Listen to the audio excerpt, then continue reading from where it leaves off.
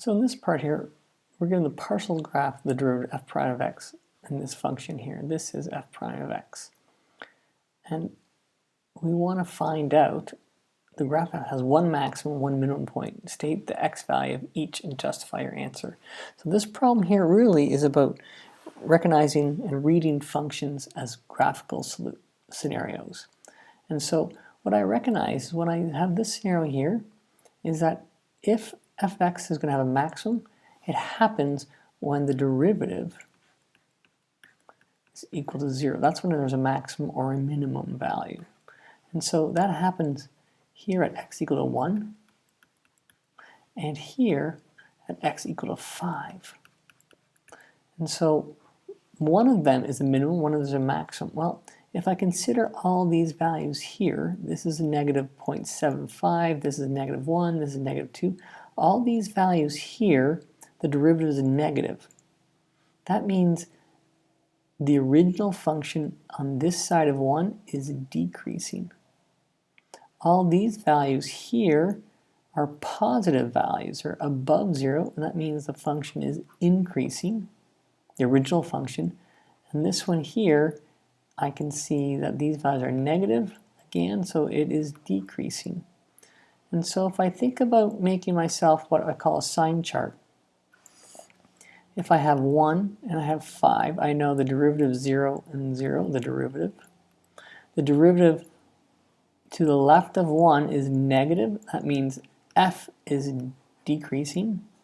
Between 1 and 5, it is positive value, so it is increasing. And after 5, it is negative, so therefore it is decreasing. That means x equals 1 is a maximum, a minimum. Is a minimum, because if I kind of look at the curve, it's doing this. It's going down and then up again. And then x equals 5 is a maximum for the same reason. It's going up, up, up, and then down. It's doing this scenario here. And so 5 is the maximum, 1 is the minimum. Okay, and so I've justified it because the first derivative goes from negative to positive, means minimum. Positive to negative means maximum.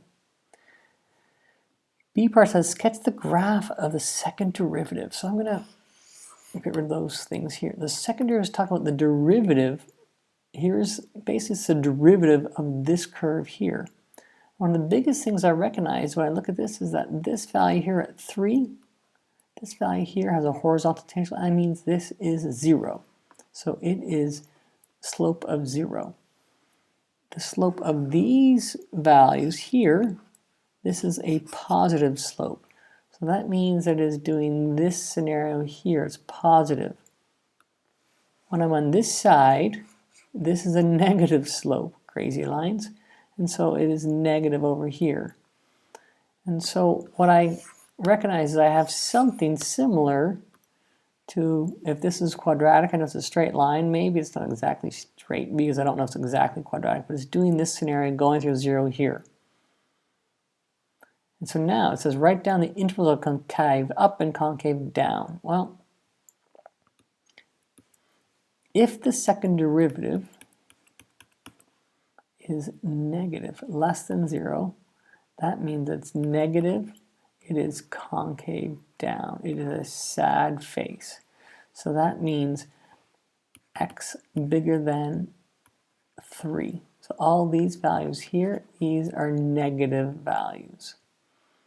If I want concave up, second derivative, I want it to be positive, happy face. It's a happy guy.